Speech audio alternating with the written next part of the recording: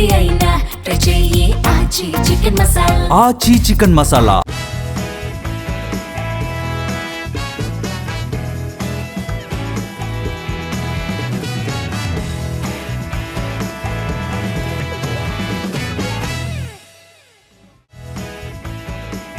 Hi hello నమస్తే, welcome to ET exclusive.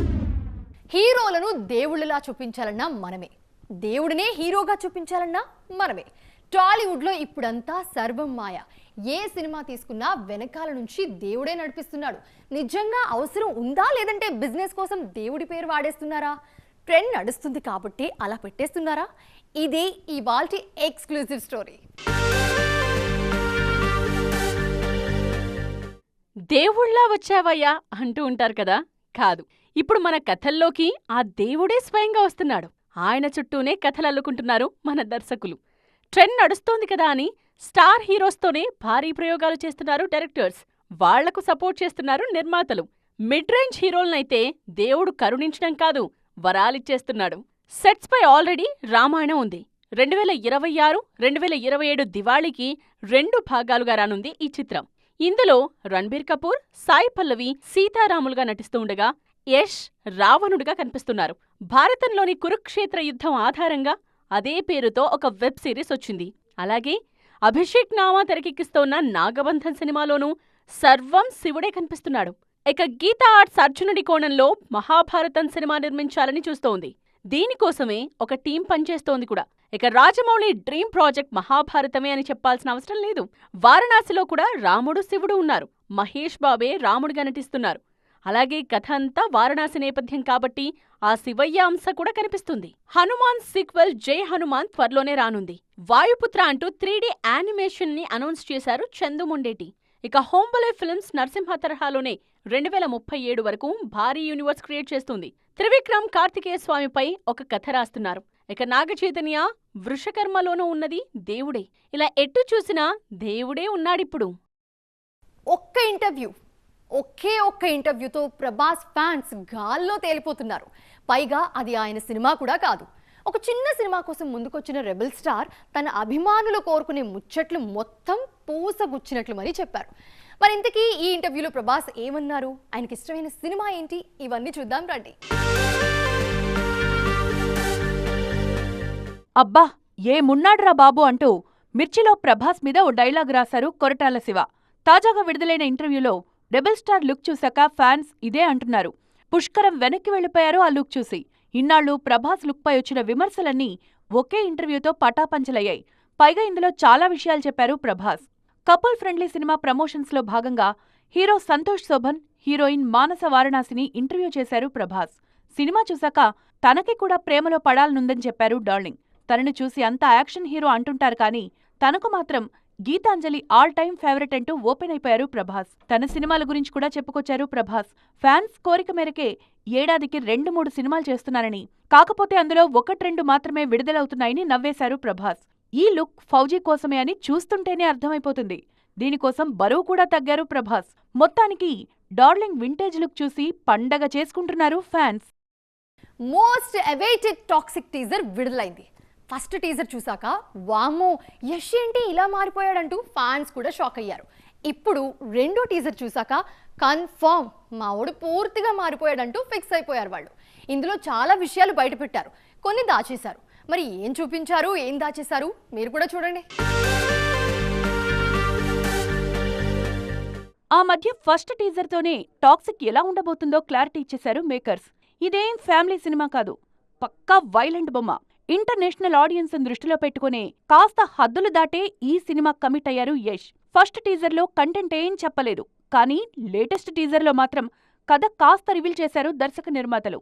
Visuals, colour grading, action sequence, overall making అన్నీ top నాచ్లో ఉన్నాయి. Scale, presentation international range cinema చూస్తున్న feeling కలిగిస్తోంది. Yash swag, body language next level. మరీ ముఖ్యంగా teaser last షాట్లో యంగేష్ entry, గడ్డం లేకుండా ఆయన మేకోవర్ చూస్తే షాక్ అవ్వాల్సిందే. అది చూశాక కథపై మరింత ఆసక్తి పెరిగిపోయింది. 1940-70 మధ్యలో గోవాలో జరిగే మాఫియా డ్రామాగా టాక్సిక్ తెరకెక్కుతుందని తెలుస్తోంది. రుక్మిణి వసంత్, కియారా అద్వానీ, తారా సుతారియా, నయనతార, హ్యూమా ఖురేషి ఇంతమందున్నా ఎవరినీ రివీల్ చేయలేదు. మార్చి 19న టాక్సిక్ విడుదల కానుంది. ఆలోపు ఇంకా చాలా కంటెంట్ రిలీజ్ చేయనున్నారు మేకర్స్. ఇండస్ట్రీలో టైం నడుస్తున్నప్పుడు సైలెంట్ గా ఉన్న సంచలనంగానే ఉంటుంది. ఒక దర్శకుడికి ఇలాంటి గోల్డెన్ టైమే నడుస్తుంది ఇప్పుడు. నేను ఇంకా కథే మొదలు పెట్టలేదు, నా నెక్స్ట్ సినిమా ఏంటో నాకే తెలియదురా బాబు అంటూ ఆయన చెప్తున్నా కూడా నో నో నో మీ కథ మేమే రాసేస్తామంటున్నారు. మరి ఎవరా డైరెక్టర్, ఆయన కథ ఏంటి? Anil Ravipudi, new sensation of Telugu cinema. Rajamouli తరువాత అపజయం అంటూ లేకుండా ట్రిపుల్ హ్యాట్రిక్ పూర్తి చేసిన దర్శకుడిన. రీజనల్ కథలనే నమ్ముకుంటూ ఒక్కో సినిమాతో తన రేంజ్ అలా పెంచుకుంటూ వెళ్ళిపోతున్నారు అనిల్. ఈయన తరువాతి సినిమాపై చర్చ మామూలుగా జరగట్లేదిప్పుడు. సైలెంట్గా ఉంటూనే సంచలనాలు రేపుతున్నారు అనిల్. అనిల్ రావిపూడి నెక్స్ట్ సినిమాపై ఆసక్తికరమైన చర్చ జరుగుతోంది. ఇందులో కూడా వెంకటేష్ హీరోగా నటించబోతూ ఉన్నారు. కాకపోతే ఆయనతో పాటు మరో హీరో కూడా ఉన్నారనే వార్తలు వైరల్ అవుతూ ఉన్నాయి. ఒకసారి ఫహద్ ఫాజిల్ అని, మరోసారి కార్తీ అని ట్రెండ్ అయ్యేసరికి స్వయంగా అనిల్ రావిపూడి స్పందించారు. నా సినిమాపై నేనే అప్డేట్ ఇస్తానంటూ క్లారిటీ ఇచ్చారు. అనిల్ రావిపూడి ఏం చేసినా సంచలనమే, చేయకపోయినా కూడా సంచలనమే. తరువాతి సినిమా కథ ఇంకా మొదలే పెట్టలేదు. ఆపండ్రా బాబు మీ రూమర్స్, కన్ఫర్మ్ అయ్యాక నేనే చెప్తానంటున్నారు అనిల్. కానీ నెక్స్ట్ సంక్రాంతికి రావడం మాత్రం పక్కా. అన్నీ కుదిరితే ఆగస్ట్ నుండి నెక్స్ట్ సినిమాను పట్టాలెక్కించాలని చూస్తున్నారు ఈ దర్శకుడు. ఒక సినిమా చేస్తున్నప్పుడే నెక్స్ట్ 2-3 సినిమాలను లైన్లో పెట్టేస్తున్నారు మన కుర్ర హీరోలు. కానీ అవన్నీ హిట్స్లో ఉన్నప్పుడే. వరుస ఫ్లాప్లు వస్తే మాత్రం కన్ఫ్యూజన్ బోనస్గా వస్తుంది. దాంతోపాటు అలాంటి కన్ఫ్యూజన్లోనే మన హీరోలు కొంతమంది ఉన్నారు ఇప్పుడు. అసలు వాళ్ళు ఏం చేయబోతున్నారన్నది ఎవరికి క్లారిటీ లేదు. మరి అంత కన్ఫ్యూజన్లో ఉన్న ఆ హీరోలు ఎవరు? సినిమాకు గ్యాప్ తీసుకోవడం రామ్ పోతినేనికి అలవాటు లేని పని. హిట్టు ఫ్లాపులతో పనిలేకుండా వరుస ప్రాజెక్ట్స్ అనౌన్స్ చేసే ఈ హీరో ఇప్పుడు స్లో అయ్యారు. ఇస్మార్ట్ శంకర్ తర్వాత ఈయనకు హిట్ లేదు. స్కంద, డబుల్ ఇస్మార్ట్కు తోడు ఆంధ్ర కింగ్ తాలూకా కూడా అంచనాలు తప్పేసరికి నెక్స్ట్ ప్రాజెక్టు విషయంలో సస్పెన్స్ మెయింటైన్ చేస్తున్నారు రామ్. నితిన్ పరిస్థితి కూడా ఇంతే. నెక్స్ట్ ఏం చేస్తున్నారనేది ఎవరికీ తెలీదు. ఫేమ్ అంజీతో ఓ సినిమా, విఐ ఆనంద్తో మరో సినిమా అంటున్నారు కానీ అఫీషియల్ అనౌన్స్మెంట్స్ లేవు. వరుస ఫ్లాపుల నేపథ్యంలో కొన్ని రోజులు బ్రేక్ అయితే తప్పకపోవచ్చు. ఫంకీ తర్వాత విశ్వక్ సేన్ స్లో అయ్యారు. తన ఓన్ డైరెక్షన్లో కల్ట్ సినిమా చేస్తున్న బయటి ప్రాజెక్ట్స్కు టైం తీసుకునేలా ఉన్నారు. ఉప్పెన లాంటి బ్లాక్ బస్టర్తో ఎంట్రీ ఇచ్చిన వైష్ణవ్ తేజ్కు ఆ తర్వాత హిట్ రాలేదు. ఆదికేశవ్ వచ్చి 2 ఏళ్లవుతున్నా మరో ప్రాజెక్టు సెట్ చేసుకోలేదు ఈ హీరో. వైష్ణవ్ నెక్స్ట్ సినిమాపై ఇంట్రెస్టింగ్ డిస్కషన్స్ నడుస్తున్నాయి. ఇక కళ్యాణ్ రామ్ సైతం Arjun son of Vyjayanthi flop తర్వాత గ్యాప్ ఇచ్చారు. మొత్తానికి వరుస ఫ్లాప్ల కారణంగా మన హీరోలంతా సడన్ గా స్లో అయిపోయారు. సినిమాలో ఒక్క డైలాగ్ వివాదాస్పదంగా ఉంటేనే సెన్సార్ బోర్డ్ నో చెప్తున్న రోజులివి. అలాంటిది సినిమా అంతా వివాదమే ఉంటే దాన్ని ఏమంటారో తెలుసా? కేరళ స్టోరీ 2 అంటారు. ఈ సినిమా రిలీజ్ డేట్ దగ్గర పడుతున్న కొద్దీ కాంట్రవర్సీలు కూడా అంతే ముదురుతున్నాయి. మరి అనుకున్న టైంకి ఈ స్టోరీ ప్రేక్షకుల ముందుకు వస్తుందా? కేరళ స్టోరీ 2 సినిమా వస్తుందన్నప్పుడే వివాదాలు కూడా దాంతోపాటే వస్తాయని మెంటల్గా ఫిక్స్ అయిపోయారు దర్శక నిర్మాతలు. ఫిబ్రవరి 27న ఈ సినిమా విడుదల కానుంది. కాకపోతే అనుకున్నంత ఈజీగా అయితే కాదు. చాలా హర్డిల్స్ దాటితే కాని కేరళ స్టోరీ 2కు రిలీజ్ మోక్షం దొరికేలా కనిపించట్లేదు. ఇంచుమించు పార్ట్ 1 లాగే ఇందులోనూ వివాదాలు పీక్స్లోనే ఉన్నాయి. ఇప్పటికే కేరళ ముఖ్యమంత్రి పినరై విజయన్ తమ రాష్ట్రంలో కేరళ స్టోరీ 2ను నిషేధించే దిశగా సంకేతాలిచ్చారు. విజయ్ తన నాయకుడు సినిమాకే ఎన్నో అడ్డంకులు చెప్పిన సెన్సార్ బోర్డుకు కేరళ స్టోరీ 2 మాత్రమే ఎలా క్లీన్గా కనిపిస్తుందనే ప్రశ్నలు తలెత్తుతున్నాయిప్పుడు. కామాఖ్య నారాయణ్ సింగ్ తెరకెక్కిస్తున్న ఈ చిత్రాన్ని విపుల్ అమృత్ లాల్ షా నిర్మిస్తున్నారు.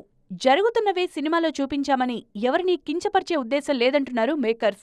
ట్రైలర్ తప్ప ప్రమోషనల్ యాక్టివిటీస్ కూడా ఏం చేయట్లేదు. కంటెంట్ నడిపిస్తుందని ధీమాగా ఉన్నారు. ఇప్పటికే కేరళ స్టోరీ 2 మీద రాజకీయంగానూ చర్చ మొదలైంది. కావాలనే ఇలాంటి సినిమాలు జనాల్లోకి తీసుకొస్తున్నారనే వాదన మొదలైంది. మరి ఇవన్నీ దాటి సినిమా అనుకున్న టైంకు వస్తుందా? ఇది వాల్టీ ఈటీ ఎక్స్క్లూజివ్. మరిన్ని లేటెస్ట్ అప్డేట్స్తో మళ్ళీ కలుద్దాం. అంతవరకు చూస్తూనే ఉండండి TV9.